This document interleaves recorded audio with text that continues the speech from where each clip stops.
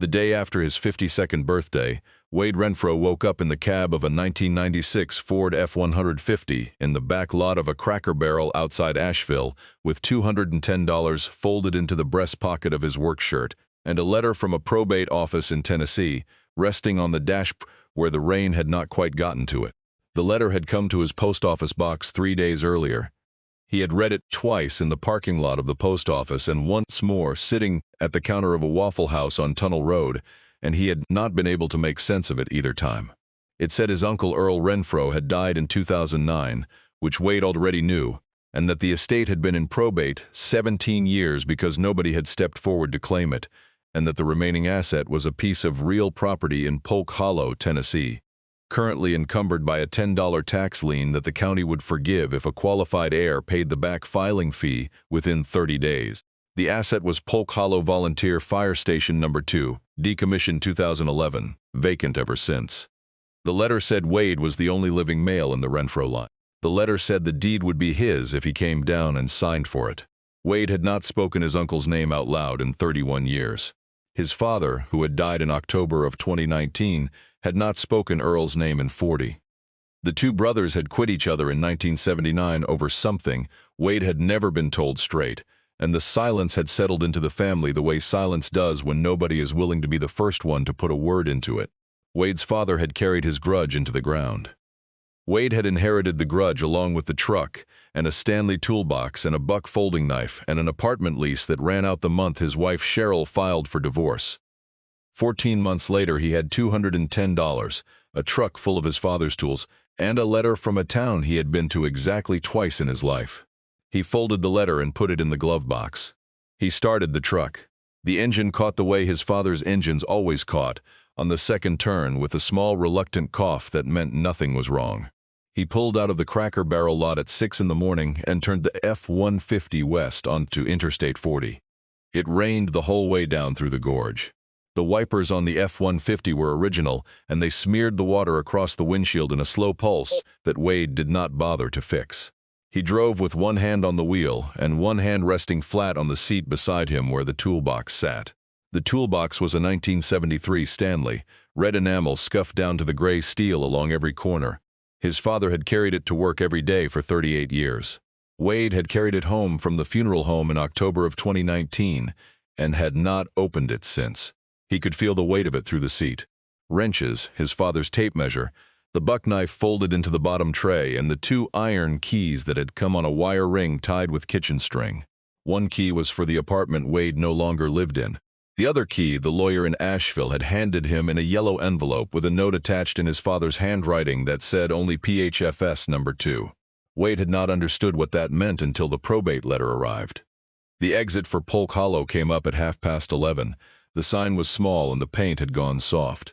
Wade took the off-ramp and followed a state road south through pine country that opened slowly into pasture and then into the long, shallow valley where the town sat.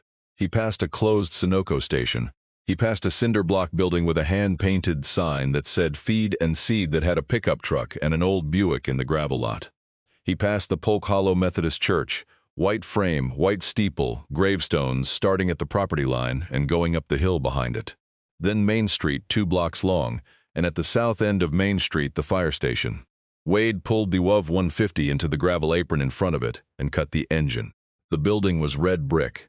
2 truck bays, both shuttered with wood roll-up doors painted the same red as the brick and faded to the color of clay. The bays were set under a flat front parapet that carried the words Polk Hollow Volunteer Fire in slow, careful black letters arched across the brick, with the number 2 set inside a painted circle below. Above the parapet rose the bell tower, square brick on 3 sides and louvered wood on the 4th, with a tin pyramid cap that was rusted through in 2 places. The bell was not visible from the street, but Wade could see the outline of the wooden frame where it had once hung. The whole building looked like it had been waiting for somebody for a long time and had given up expecting anybody. Wade sat in the truck for a minute with his hands on the wheel. The rain had stopped somewhere east of Newport, and the sky over Polk Hollow was the color of old aluminum. A crow called from the steeple of the Methodist church. Wade reached into the glove box for the keys, took the iron one off the wire ring, and got out of the truck. The padlock on the side door had rusted closed, He worked his father's WD-40 into the keyway from a can he kept under the seat. He waited. He tried the key. It turned on the third attempt. The door opened on hinges that had not been oiled in 17 years, and the sound they made was the sound of a thing remembering how to be a door. He stepped inside. The smell hit him first. Old motor oil, dust, the faint acid smell of mouse, and underneath all of it, the long, faint smell of wood smoke that had soaked into the brick over 50 years and could not be aired out. The bay floor was concrete, painted gray, with the outlines of 2 pumper trucks still visible in old tire stains. A workbench ran the length of the east wall. Hooks above it held the ghosts of equipment. Coils of empty rope, a fire axe with the head wrapped in oilcloth, a kerosene lantern, 2 pairs of leather gauntlets stiff with age. At the back of the bay, a wooden staircase climbed the wall to a second-story landing. To the right of the staircase, a doorway led into what looked like a small office with a roll-top desk and a metal filing cabinet and a calendar on the wall still turned to October of 2011. Wade walked the length of the bay slowly. His boots sounded loud on the concrete. He stopped at the workbench and ran one hand along the wood. Some said he had taken care of this bench. The grain was smooth where 40 years of forearms had polished it. There was a vise mounted at one end, and the jaws of the vise still moved when he turned the handle. A small wooden box on the bench held twist drills sorted by size, each one nested into a felt-lined slot. Wade lifted out a 1/4-inch bit. The cutting edge was still bright. Somebody had been here taking care of these things until they could not be here anymore. He went up the staircase. The treads creaked. The second floor was a single long room with 3 windows on the west wall and a small kitchenette in the corner, and 4 cots against the far wall, beds the volunteer crew had used on overnight shifts. The cots were stripped to the steel frames. A coffee pot sat on a hot plate that had not been plugged in since before Wade's father stopped speaking. The bell tower stairwell opened off the north end of the room. The stairs were narrow and turned once. Wade climbed them. At the top of the bell tower, he found the bell still hung in its frame, dust on the bronze, the pull rope coiled neatly on a peg beside it. He stood there for a long minute looking at it.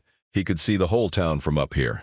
Main Street running north, the Methodist steeple, the feed store, the shuttered diner on the corner of Main and 2nd, the river bottom past the train tracks, the 2 abandoned coal tipples on the ridge south of town that had stopped pulling coal in 1987 when the Polk Hollow mine closed and had stood there silver-gray ever since.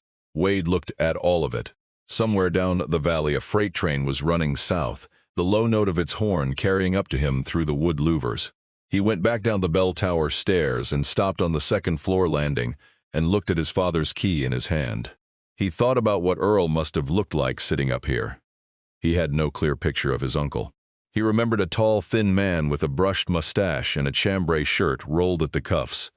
He remembered being maybe 6 years old and being told to go play outside while the grown men talked. He remembered his father, years later, saying only one thing about Earl that Wade could still recall verbatim. Earl made his choice, now he can live with it. Wade sat down on the top step of the staircase. He set the toolbox between his boots. He put his hand on the lid and left it there.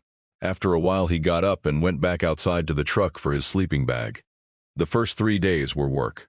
There is a kind of labor that does not require thought, and a man who has spent 31 years on a factory floor knows the rhythm of it without having to set his mind to it. Wade woke at first light in the upstairs room of the fire station, lying on a cot he had wiped down with a rag and water, with the sleeping bag pulled to his chest. He boiled water on a camp stove he had brought in from the truck. He drank black coffee out of a tin cup that had belonged to his father. He went downstairs. He started at the south wall and worked north. He swept first. The broom he found in the office closet had been kept clean and the bristles were still firm. He swept the bay floor in long passes, raising a fine gray dust that settled on his pant legs and the toes of his boots. He carried the dust out in 5-gallon buckets and emptied it behind the building into a patch of dead goldenrod. He swept the workbench. He swept the stairs. He swept the upstairs room and the bell tower landing. By the end of the first day, his shoulders hurt in the old familiar way that meant something had been done. The second day he opened the truck bays. The wood roll-up doors had not moved in 17 years. The track was clogged up with bird nests, and the springs had lost their tension. Wade pulled the nests down with a rake. He sprayed the track with the WD-40. He worked the doors by hand, pulling and resting and pulling until the south bay door came open about 3 feet and stopped against a piece of warped track he could not free. He left it at 3 feet. Light came in through the opening and he stood for a moment, letting his eyes adjust. The bay looked different with the door up. Bigger. It looked like it could hold a truck again. The third day he opened the office. The roll-top desk was locked. He worked the lock with a paper clip and the back of his pocket knife for 40 minutes before it gave. Inside the desk, Earl had kept his papers as carefully as he had kept his drill bits. There were 3 ring binders labeled Beige-Tish 1968 to 1979, Beige-Tish 1980 to 1989, and Tish 1990 to 1998, and a fourth that was unlabeled and that held what looked like personal correspondence and a stack of receipts paper clipped by year. There was a Bible on the bottom shelf with a leather cover. There was a small framed photograph of a woman in a printed dress standing in front of a sycamore tree. The woman was maybe 30 years old. The photograph had been taken in maybe 1962. Wade did not know her. He sat down at the desk in Earl's chair. The wood arms were worn smooth where Earl's forearms had rested for 30 years. Wade put his palms flat on the desktop. He sat that way for a long time. On the morning of the 4th day, a Chevy 3/4 ton with rust along the rocker panels pulled into the gravel apron and a woman climbed out. She was maybe 70, broad-shouldered, with iron gray hair cut short and a green canvas jacket over a checked flannel. She walked across the apron without hurry. Wade was at the workbench scrubbing the vise with a wire brush. He looked up. "Heard somebody was up here," she said. She did not introduce herself. She came as far as the open bay door and stopped and looked in, heard the south bay come up. "Took you what, half a day?" "Day and a half," Wade said. She nodded.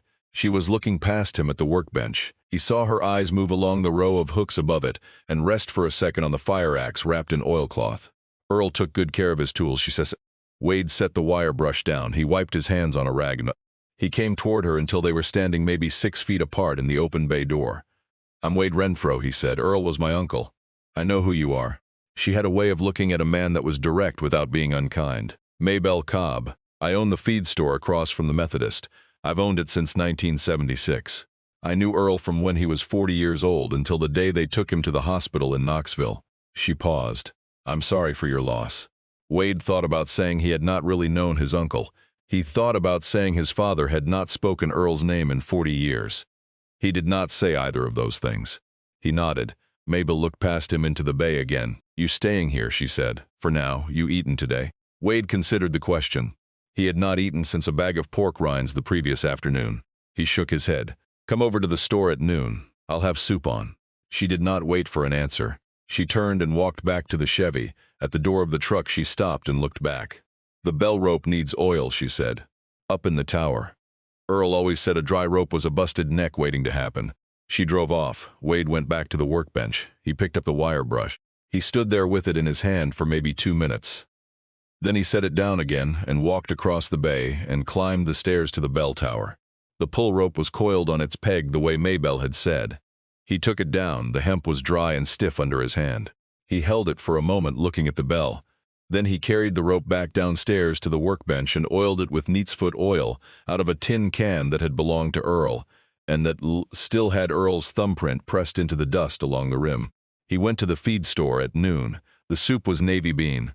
He paid Maybelle $1 for the bowl because she would not take more. She did not ask him questions while he ate.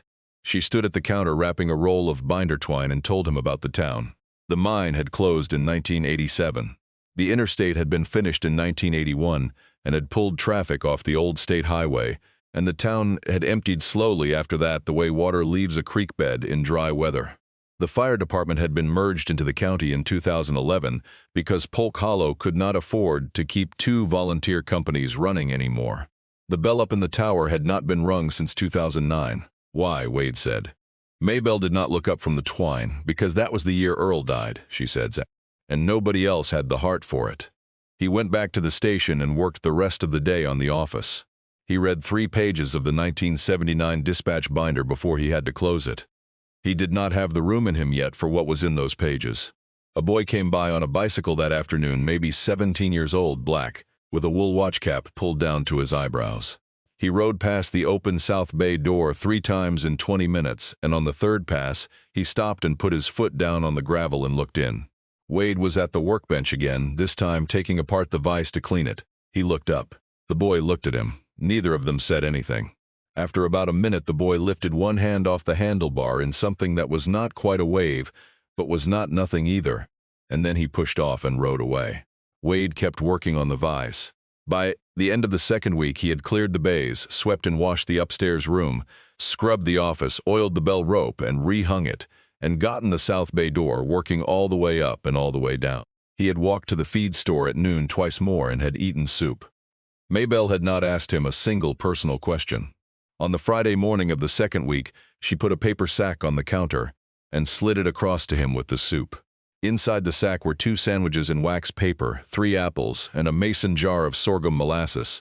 "Sorghum boils on the 18th, she said, down at the Henderson place. Cleve will be cooking. You ought to come," Wade said he would think about it.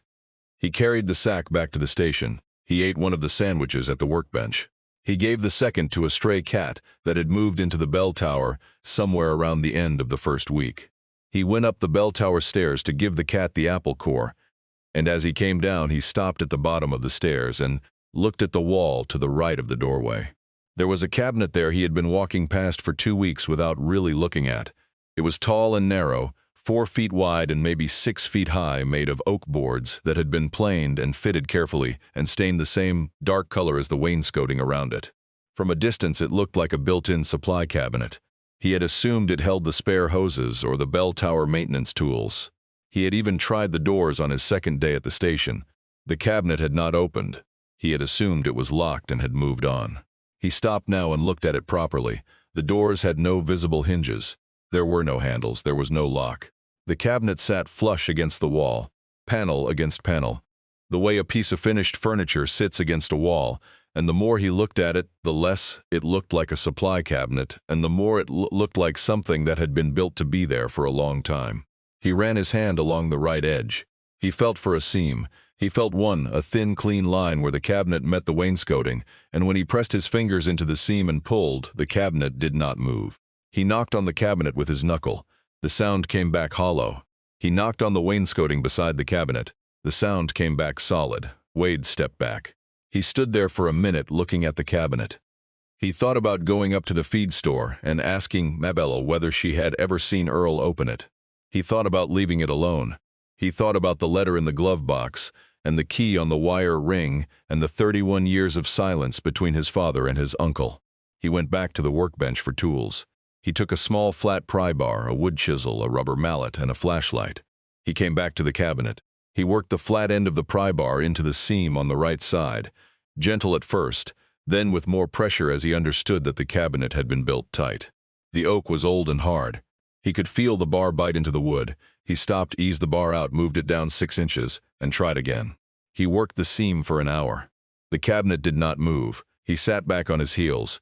He turned the flashlight on the seam and ran it slowly along the right edge from the floor to the top of the cabinet.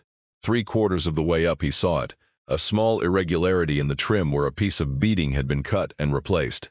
He stood and put his finger on it. The beading shifted under his thumb.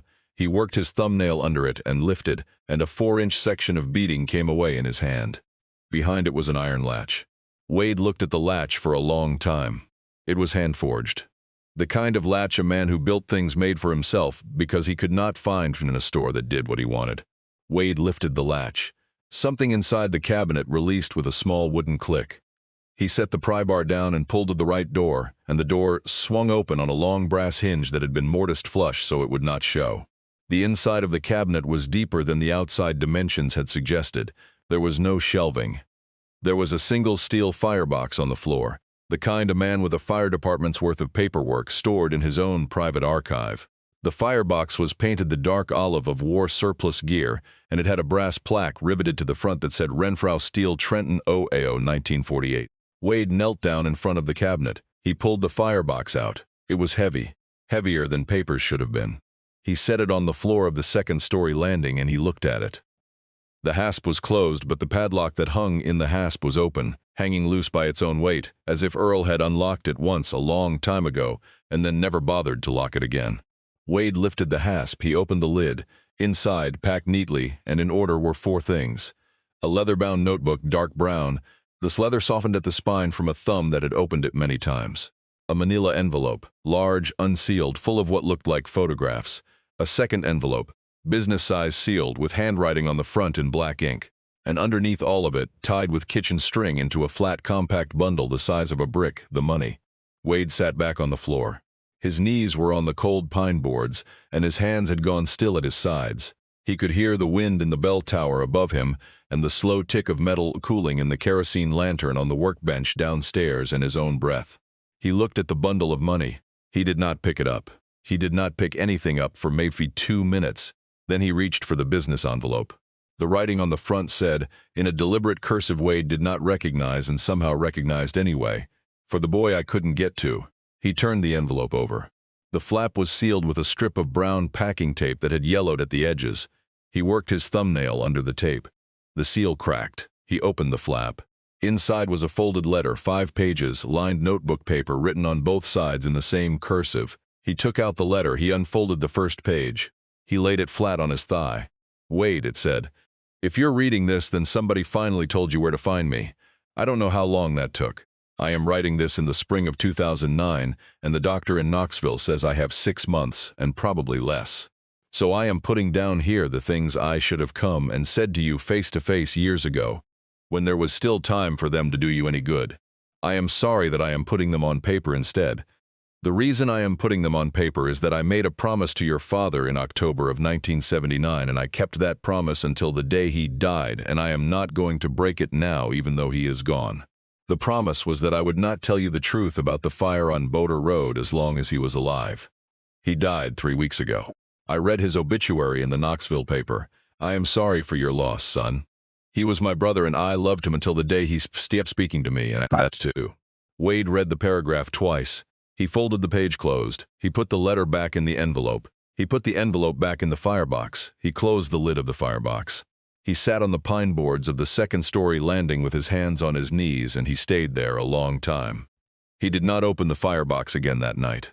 He went down to the workbench. He picked up a rag. He went back to cleaning the vise that he had already cleaned twice. He worked the rag over the steel jaws until the brass nameplate stamped into the casting came back through the old grease. "Craftsman made in USA." He set the rag down. He picked it up. He set it down again. He stood at the workbench in the gray afternoon light with his hands flat on the wood. After a while, he went out to the truck. He sat in the cab. He turned the key one notch so the cheater put him on, and a station out of Crossville was playing a Merle Haggard song he had heard 100 times. He listened to the whole song without moving. He turned the radio off. He sat in the truck until dark. When he went back inside, he climbed the stairs to the upstairs room and lay down on the cot in his clothes. He could see the cabinet from the cot if he turned his head. He turned his head the other way. He slept badly. In the morning, he made coffee. He sat at the workbench drinking it. The October light came in low through the open south belt and lit the workbench in a long flat slab of yellow. Wade drank the coffee. He thought about the letter. He thought about the bundle of money. He thought about his father in the hospital in October of 2019, in that last week, when the morphine had loosened his father's mouth, and his father had said something Wade had not understood at the time and had not asked about. His father had said, "I told him to keep it." He never told him to keep what. Wade had thought his father was rambling. He had let it pass. He thought now that maybe his father had not been rambling. He stood up from the workbench and went up the stairs to the second-story landing. He opened the cabinet. He took the firebox out. He set it on the workbench in the downstairs bay where the morning light was good. He opened the lid. He took out the leather notebook. He read it in order, starting on page 1. The first entry was dated October 14, 1968. It said, "Took over as chief today, Buck retired, crew of 6, 2 trucks, 1 ladder. We will be all right." The handwriting was steady and the lines were straight. Earl had been keeping a private journal alongside the official dispatch log. The dates matched the dates in the binder in the office, but where the binder recorded only the call, the time, the address, and the disposition, the journal recorded what Earl had been thinking. The journal recorded what he had been afraid of. The journal recorded the small mistakes a man makes that nobody else sees. Wade read steadily for an hour. He read about a kitchen fire on Maple Street in 1971, where the woman of the house had cried in the yard, and Earl had not known what to say to her. He read about a tractor fire in 1973, where the farmer had stood with his hat in his hand and watched $22,000 of equipment burn because the pumper truck had not gotten there in time. He read about Earl's daily life. He read entries about a woman named Lila, who appeared maybe 40 times across the early years of the journal, always with affection and never with possessiveness. Lila came over for supper. Lila made me a peach pie. Lila said if I ever get killed running into a building, she will be very angry with me. Wade did not know who Lila was. He guessed from the photograph in the desk that she was the woman in the printed dress in front of the sycamore. He turned the page. The entries from 1979 began on the right side of the binding. He stopped before he read them. He stood up from the workbench. He took the leather notebook with him, and he carried it up the stairs to the second-story landing, and he sat down on the cot with the notebook on his lap. He thought about how he wanted to do this. He decided to do it the way Earl had written it, one entry at a time, in order. He opened the notebook to the spring of 1979. The entries were the same as before, routine, a grass fire out near the river, a chimney fire on 2nd Street, a false alarm at the school. He read steadily through April and May and June. He came to July. The Henderson barn to transformer strike on the 7th of July and burned to the foundation in 40 minutes. Earl had written in the journal that night, "We got there in 9 minutes and it was already gone. Cleve has not stopped crying. I don't know what to say to him."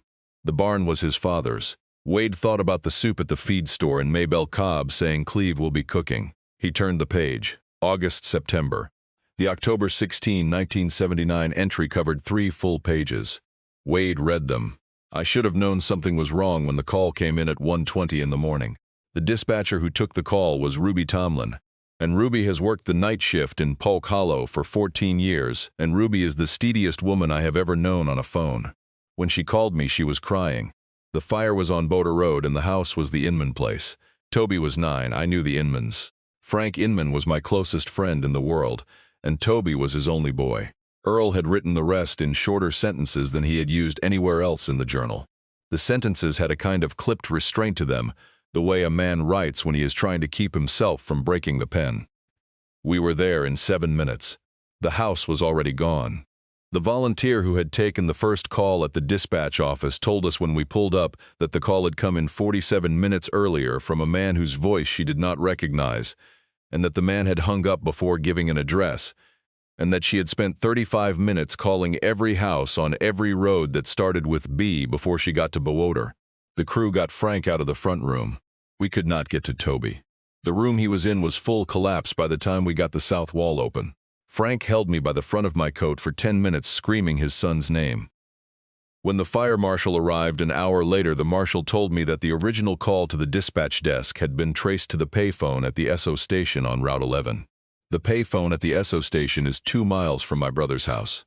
My brother had been at the VFW until 12:30 that night. My brother had been drinking. I drove to my brother's house at 4 in the morning. He was sitting on his front porch in his work clothes. He was drunk. He said, "I tried to call you." I did try. I said, "You called the dispatch line. You did not call my home line. I have a home line." He said, "I couldn't remember the number." He said it again. "I couldn't remember the number." He sat on the porch and he cried for about an hour. I sat with him. Wade stopped reading. He sat on the cot with the notebook open on his knees and he looked at the wall above the kitchenette. There was a calendar there that was still turned to October of 2011, and the picture on the calendar was a winter scene with a barn and a fence and snow.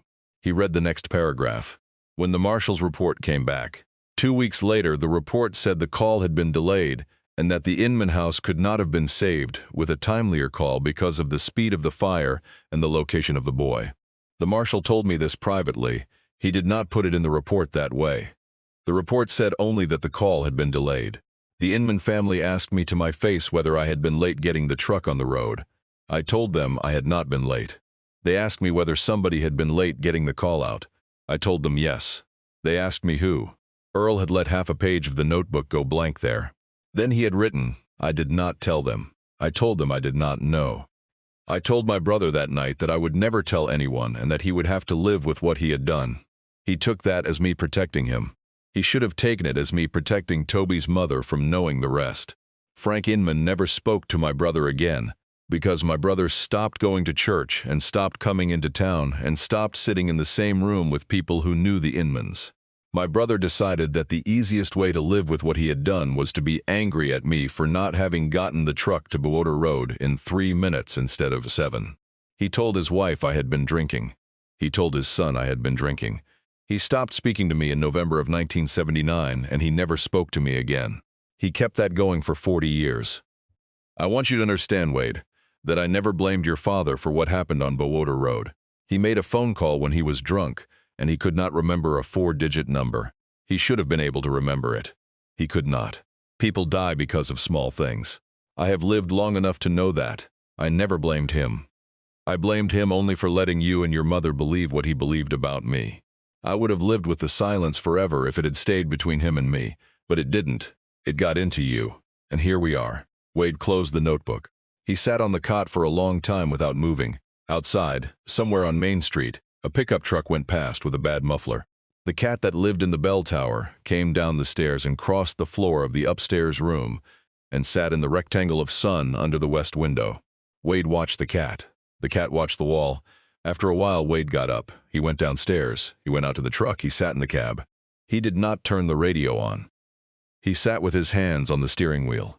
If you have been listening this far, and you are a person who has lost a parent, and you have ever wondered what your father got carried around with him that he never told you about, then I would like you to do me one small kindness. I would like you to subscribe to this channel. Because what comes next is the part of Wade's story that I have been waiting all day to tell you. The part where the people of Polk Hollow start to come for him in the slow and unhurried way that small towns come for their own, whether he is ready for it or not. Wade sat in the truck for another half hour. Then he got out and went back inside and went up the stairs and read the rest of the notebook. He read the entries from November 1979 through the end of the year. They were short. Earl had stopped writing about Lila by the end of November. He had written instead about the volunteer crew, about the maintenance schedule, about the cost of replacing a worn pump seal. The journal continued for 30 more years. There were long stretches where Earl wrote almost nothing personal, only the running tally of the work. There were other stretches, mostly in the 1990s, where he wrote at length about a young volunteer named Cleve Henderson, whose barn had burned in 1971 and who had come on the crew in 1982 and who had become, slowly, the closest thing Earl had to a son. Wade read about Lila's death from cancer in 1991. He read Earl's 3-sentence entry from that day, which said, "Lila died this afternoon at the hospital in Knoxville. She did not know me at the end. I will miss her for the rest of my life." There was nothing else. He read about Earl's retirement from the chief's position in 1998 and his decision to keep Cummings in 3 days a week to maintain the equipment until the merger in 2011. He read the last entry. It was dated April 9, 2009. It said, "Pulled the bell rope down today and oiled it. Set it on the peg. The doctor wants me back in Knoxville on Monday for the next round. I do not think I will be back to this building. I have left what I needed to leave. I have written what I needed to write. The boy I could not get to is buried up the hill at the Methodist with his mother and his father. And I have been bringing him a small thing every Decoration Day for 30 years. Mostly stones from the river. He liked the river. Frank used to take him there to fish for bluegill. I do not know if Wade will ever come here. I hope he will. If he does, I hope he will understand that I am leaving him this place because I have nothing else to leave anybody, and because he is the one who can finish what I could not. Which is to say, he is the one who can love this town without having to lie to anybody about who he is or what his name is. That is a thing I could not do. He can." Wade closed the notebook. He put it back in the firebox. He took out the manila envelope and he looked at the photographs. There were 30 of them. They were Polaroids. They showed the Inman house from the road on the morning after the fire, in cold gray light, with the south wall caved in and the porch posts still standing, and a length of garden hose lying in the yard where somebody had tried to use it before the trucks came. They showed the foundation, after the debris had been cleared, with the outline of the kitchen still visible in the scorch pattern on the concrete. They showed Frank Inman standing in his front yard 6 days after the fire, in a black suit, holding a small wooden box that Wade understood after a moment to be Toby's ashes. Earl had taken the photographs the way an honest man documents a thing he intends to remember. There was no commentary, there were no captions, there was only the record. Wade put the photographs back in the envelope. He looked at the bundle of money. He cut the kitchen string with his pocket knife. The bundle came apart into stacks. The stacks were 20s and 50s, banded in paper bands that said Commercial Bank Polk Hollow with dates ranging from 1991 through 2008. Wade counted. He counted twice. There were $43,000. He sat at the workbench with the money in front of him, and he did not know what to do with it. He went outside and sat on the steps of the South Bay door and watched the light go. The boy on the bicycle came past again at dusk. He rode slowly. When he got to the gravel apron, he stopped. He put his foot down. Wade looked up at him from the steps. "You're Earl's nephew," the boy said. It wasn't a question. He had a thin voice that was still settling into a man's range. "That's right," Wade said. The boy nodded as if a thing he had been holding in his head had finally lined up with a thing he could see. "My grandmother said you were down here. She said, 'Don't bother you.'" Wade considered the boy. The boy had a careful, watchful face and the kind of stillness in his shoulders that Wade recognized from his own younger life. He was wearing a denim jacket over a hoodie, and his hands were in the pockets of the jacket, and he had not taken them out the whole time they had been talking. "What's your name?" Wade said. "Darrell Pickett." "How old are you, Darrell Pickett?" 17, 18 in March. "Go to schools?" "Sometimes." The boy looked at the brick of the fire station above Wade's head. "My grandma said your uncle painted the sign on the front of this building," he said. "Up there. The letters. She said he was the only one in town who could do it right." Wade looked up at the painted letters on the parapet above him, Polk Hollow Volunteer Fire. He had not thought about who had painted them. "That right," he said. Darrell shrugged. "That's what she said. She said he painted half the signs in town. The feed store and the Methodist, and a couple of the old store windows on Main. She said he could let her a fire truck in an afternoon. She said he charged $10 and a glass of buttermilk." Wade looked at the boy. The boy was looking at the lettering on the parapet, his head tipped back, his eyes moving along the curve of the letters. Wade understood after a moment that the boy was reading the letters not as words but as shapes. The boy had spent time looking at those letters. "You ride past here a lot," Wade said. Darrell looked at him. He put a hand on the handlebar and shifted his weight. "I don't have to," he said. "If you don't want me to." "It's fine," Wade said. He was surprised to find that he meant it. The boy nodded. He sat on his bicycle for another minute, looking at the lettering. Then he pushed off and rode south down Main Street toward the river bottom. Wade watched him go. He went back inside. He stood at the workbench. He put his hand on the firebox and left it there. After a while, he opened the firebox and took out the letter again. He read the second page. The second page said, "There is $43,000 in this box. I started saving when Lila got sick in 1990 because I knew I was going to need it for her care, and then I found that the union pension covered more than I had thought and I never spent it down. After Lila died, I kept saving. I sold the 7-acre piece behind the house in 2003 to a man named Whitaker who put a hayfield on it. I put that money in too. I am leaving this money to you because I owe you something I cannot pay you back any other way. I owe you a father who did not lie about your uncle. I cannot give you that. I can give you the money. I will tell you what I would have done with it if I had been able to do anything. I would have used it to put a new roof on this building and to put a heater that works in the upstairs room. I would have used it to bring the truck bays back, up to the point where somebody could run a workshop out of them. I would have used it to teach a couple of the boys in this town how to letter a sign and how to weld a frame and how to keep a piece of equipment alive past the point where the manual says to throw it away. That is what I would have done. I am not telling you what to do. I am telling you what I would have done if I had been you. I trust you to know the difference between a piece of advice and an instruction." Wade read the page twice. He folded it back into the envelope. He went out to the truck and got his sleeping bag and brought it inside and laid it on the cot. He sat on the cot and looked at the floor. The next morning he walked to the feed store. He told Maybelle about the firebox. He did not tell her about the letter, not at first. He told her there was a notebook and a stack of photographs from October of 1979 and that he had read it. She did not say anything for a long time. She was leaning on the counter with both hands flat on the wood, and she was looking at Wade in the way she had of looking at him, direct and unhurried. Finally she said, "Did Earl write down what happened?" "He wrote down what happened," Wade said. Maybelle nodded once. She straightened up. She turned to the percolator behind her and poured 2 cups of coffee and slid one across the counter to Wade. "Cleve Henderson should hear that," she said. "Cleve was on the crew that night. He has been carrying his own version of it for 47 years. "Where do I find him?" Wade said. "You don't," she said. "He'll come to you. I'll send him." Cleve Henderson came to the fire station the next afternoon. He drove a 1987 Ford F-250 with a bench seat and a dented tailgate. He was 78 years old, thin as a fence rail, with a white mustache and a Carhartt jacket and a pair of work boots that had been resoled twice. He parked the truck in the apron and got out and walked across the gravel to the open South Bay door, and stopped there with his hands at his sides. Wade had heard the truck pull in. He came down off the stairs from the second floor. Cleve looked at him. The two men looked at each other across the bay floor. Cleve nodded once. Wade nodded back. "You're Earl's brother's boy," Cleve said. Wade said he was. Cleve came into the bay slowly, in the way of an old man who has worked hard all his life and has stopped being in a hurry. He stopped at the workbench. He put his hand flat on the wood. Wade watched the gesture.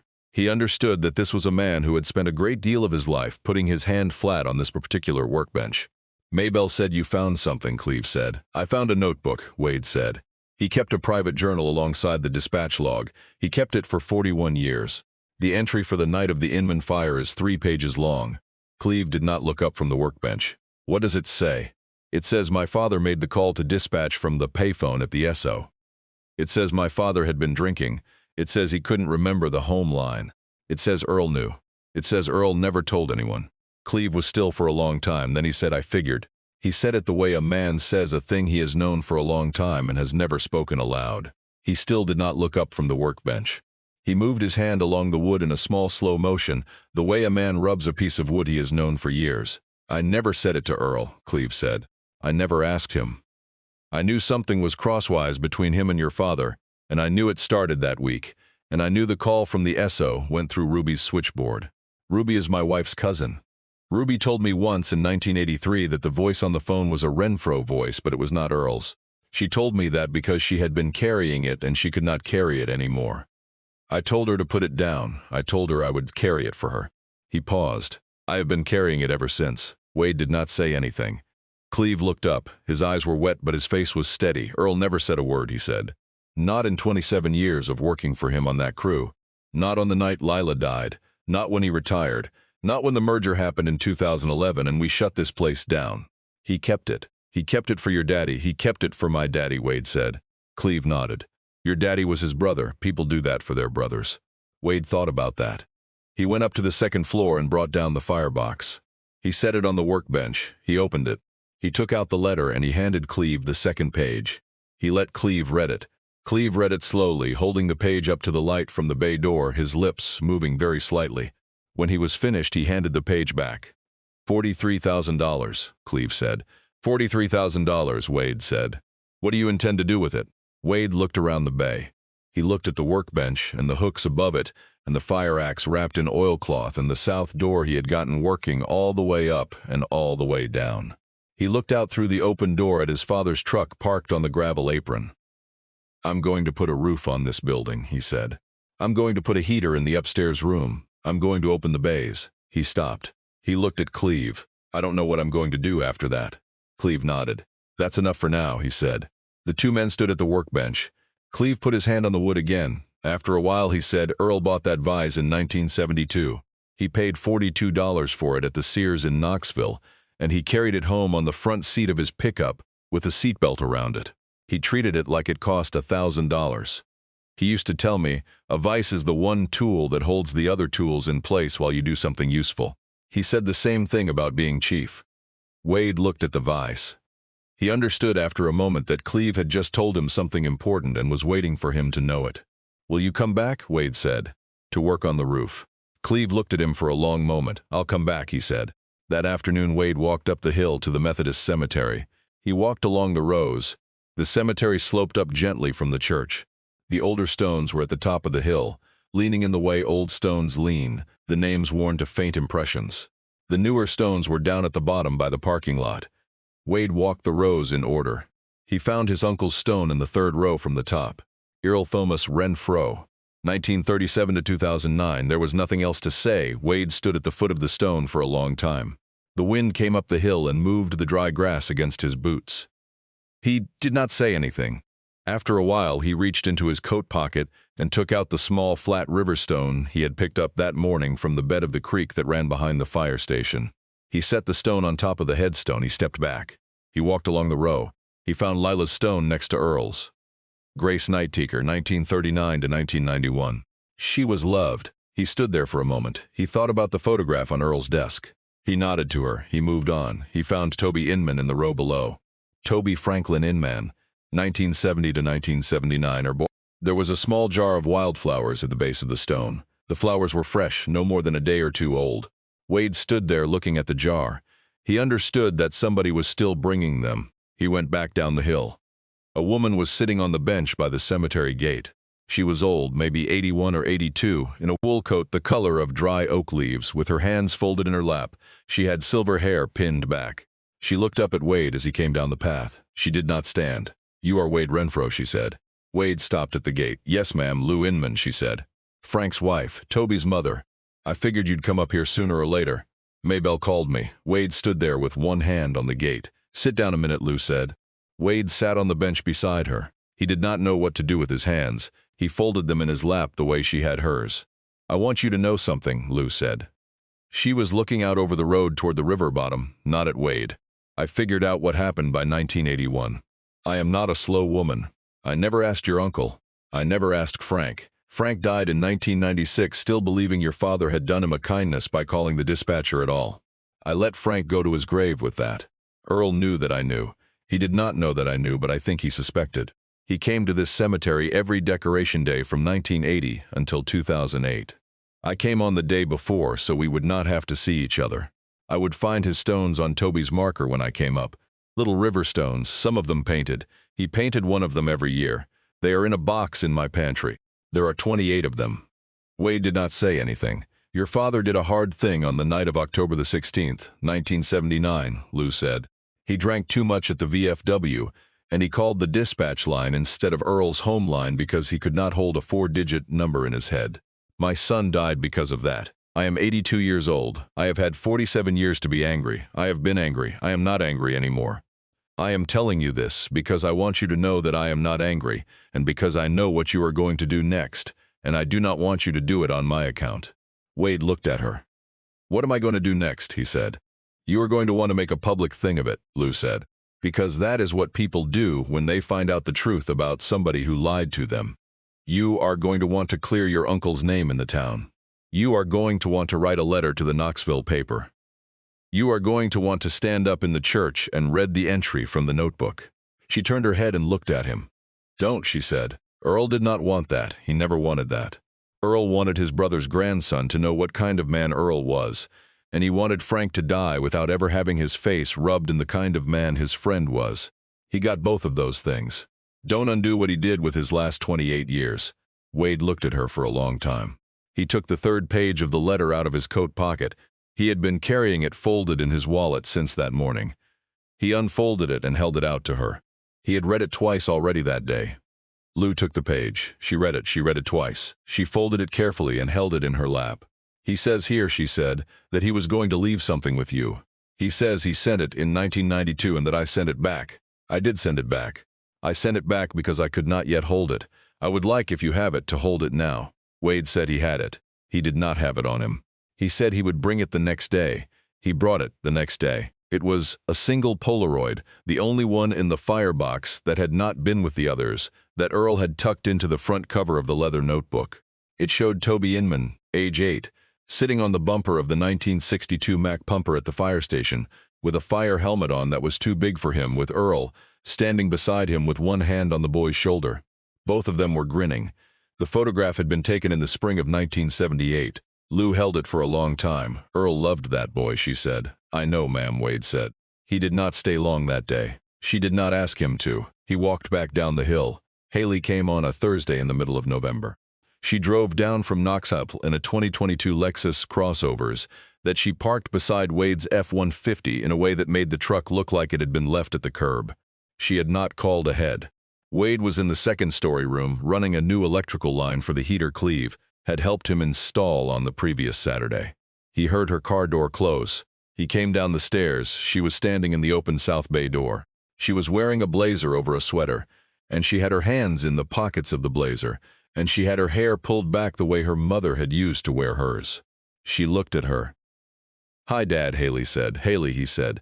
"Mom called me," she said. "She said you came down here. She said you got an inheritance. She said the lawyer wrote her about it because you didn't update your address with the divorce decree." She paused. "She is not asking anything about it. She just told me you were here. I drove down." Wade stood at the foot of the staircase. He looked at his daughter. The last time he had been in the same room with her had been at his father's funeral in 2019. She had been 21 then. She was 24 now. She had her mother's mouth and her grandfather's jaw, and Wade had no idea what he was supposed to say to her. "You want some coffee?" he said. She nodded. He made coffee on the camp stove in the upstairs room. They sat at the small kitchen table with the cups between them. Haley looked around the room. The cot, the heater, the calendar, the bell tower stairwell. "Mom said you've been living in this building," she said. "Yeah, by yourself." "By myself." She looked at her cup. She turned it in her hands. "I want to make an offer," she said. "I know it's going to come out wrong. I rehearsed it on the drive down and I still don't know how to say it. I have been doing well at the firm. I bought a townhouse off Cumberland Avenue in September. There is a room. The room is small, but it has its own bathroom. I want you to come back to Knoxville with me. I want you to live in that room until you find your feet. I have $50,000 in my savings that I want to give you as a no-strings, no-paperwork gift. I am not asking you for anything. I am not asking you to be a different person than you have been for the last 14 months. I am asking you to come home with me and let me help you start over." She had said it all in one piece. When she was done, she stopped and looked at him.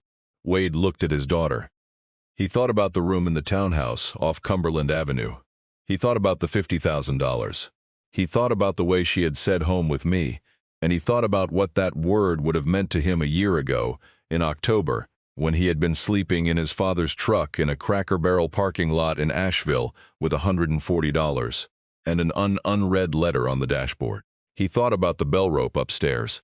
He thought about Darrell Pickett, who had ridden by on his bicycle 4 times in the last week and who had come into the bay yesterday and asked Wade if he could watch him weld. He thought about Cleve Henderson, who had come back on Saturday. He had said he would come back, and who had brought a crew of 3 other men in their 70s, and who had helped Wade pull the rotted decking off the south end of the roof. He thought about Maybelle Cobb, who had brought a covered casserole on the night the heater first worked, and who had set it on the workbench and said only, "This is from the sorghum boil. Cleve said you missed it." He thought about Lou Inman. He looked at his daughter. "Haley," he said, "I appreciate that. I appreciate it more than I know how to say. I want you to hear me when I tell you that I am not coming back to Knoxville. I am not taking the $50,000. I am staying here." She had been ready for him to say no. He saw it in her face. She had not been ready for him to say it the way he said it. Her mouth tightened, not in anger, in something else. "Why?" she said. Wade thought about how to say it. He looked at the cot against the wall. He looked at the calendar. "I came back for the bell," he said. She looked at him. "I don't know how to explain that to you yet," he said. "I don't know how to explain it to me yet. There is a thing in this building that my uncle was holding for somebody, and that somebody turned out to be me, and the holding of it was the work of his life. If I leave now, I would be putting it down without ever picking it up." Haley sat across the table from him. She turned the coffee cup in her hands. "Will you come up to Knoxville for Christmas?" she said. "Yes," Wade said. She looked at him for a long time. "Will you call me?" she said. "Once a week." "Yes," Wade said. She said again. She sat with him for another hour. He showed her the firebox. He showed her the notebook. He did not show her the letter, because the letter was for him, and because there were things in the letter that she did not need to know about her grandfather, not yet, and maybe not ever. He showed her the photographs. He took her up the bell tower stairs and let her see the bell. She stood next to the bell with one hand on the frame. "Have you rung it yet?" she said. "No. When are you going to ring it?" "I don't know," Wade said, "when it's time." She nodded. She did not push him on it. She drove back to Knoxville at 4. He stood in the gravel apron and watched the Lexus until it was out of sight on Main Street. Darrell rode past on his bicycle 10 minutes later. Darrell saw the empty apron. He stopped. He put his foot down. "Was that your daughter?" Darrell said. "Yes." "She going to come back?" "For Christmas." Darrell nodded. He did not ask anything else. He looked at the open south bay door behind Wade. "You want to weld something today?" Wade said. Darrell thought about it. "Yeah," he said. They worked on a piece of half-inch flat bar at the workbench for 2 hours. Wade showed Darrell how to set the amperage. He showed him how to strike an arc without sticking the rod. He showed him how to hold the helmet down with his neck so his hands stayed free. Darrell laid a bead that was 3 inches long and uneven in the middle, and that held when Wade tested it with a hammer. Darrell looked at the bead for a long time. "It's ugly," he said. "It holds," Wade said. "The first one you lay that holds is the one that matters." Darrell nodded. He came back the next day. He came back the day after. The 4th page of the letter was the last one. Wade read it on the first cold Sunday of December, sitting on the cot in the upstairs room with the heater on. The page said, "Wade, The boy I could not get to is buried at the Methodist next to his mother, who is now beside him. If you can do one thing for me, please bring him a stone from the river every spring. The stones do not have to be painted. I painted them because I thought he would like the color. He was a boy who liked yellow paint. I do not know if you have anyone in your life now who is the age he was. If you do, please remember that the small things you teach them will outlive both of you. That is the only kind of inheritance worth leaving. The money in this box is a small kindness from one man to another. The building is a larger kindness, and the work you do in it will be the largest kindness of all. I am not asking you to forgive your father. I am not asking you to forgive me. I am asking you to put on the kettle and to invite people in and to ring the bell when it is time. Your uncle, Earl. Wade read the letter twice. He folded it. He put it back in the envelope. He put the envelope in the firebox. He closed the cabinet.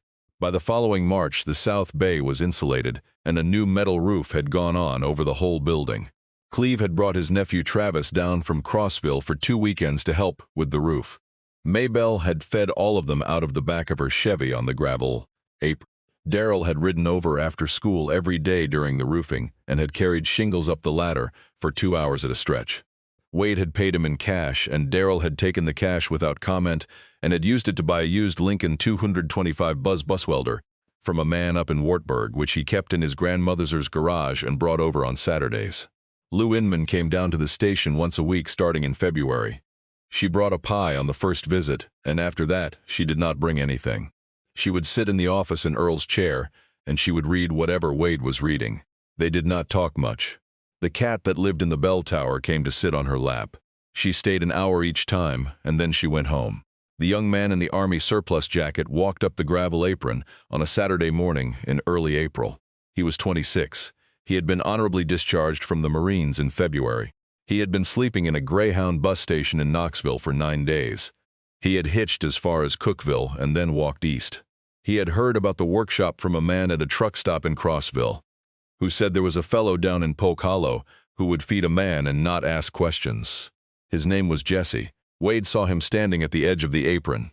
Wade was at the workbench. Cleve was at the workbench beside him.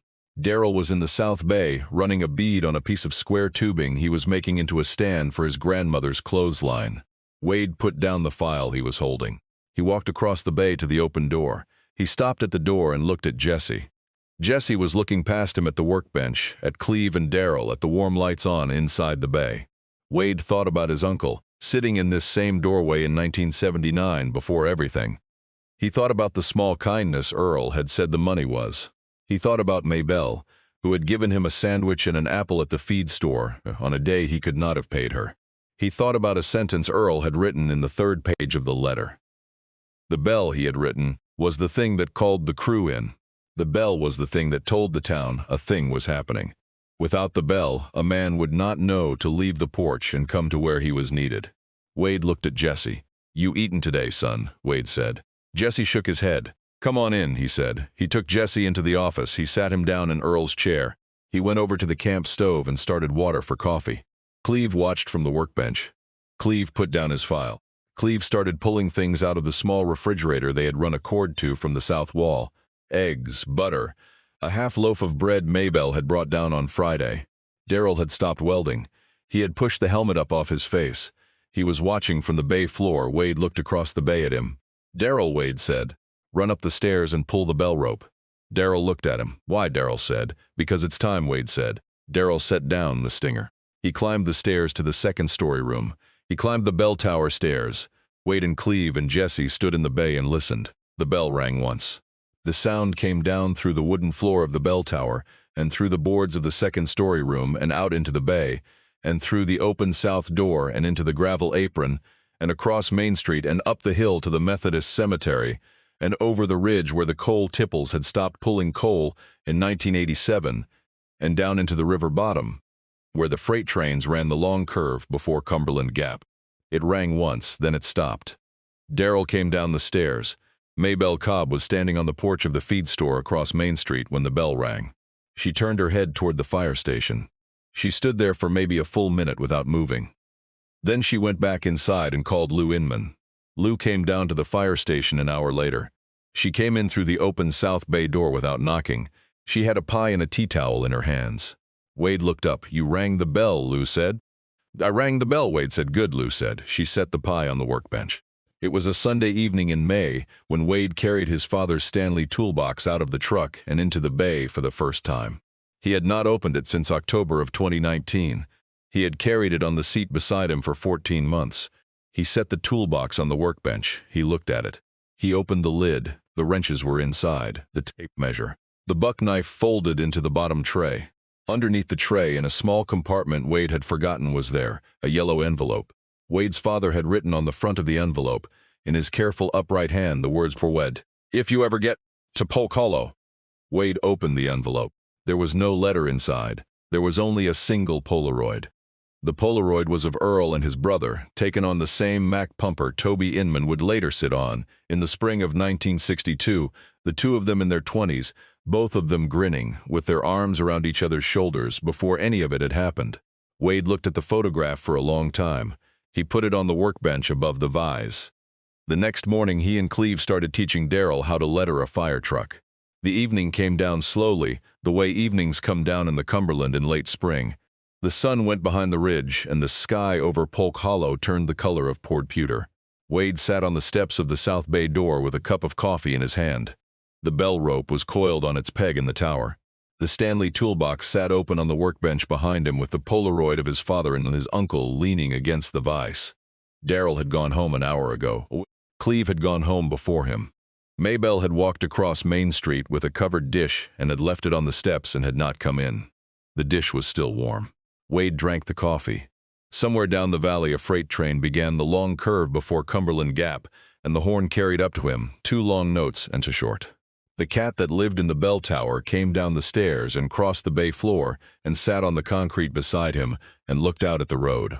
Across Main Street the lights had come on in the feed store. The Methodist steeple stood white in the last of the light. Wade was 52 years old. The bell was hung. It had rung once. It would ring again. The door was open. The light was on.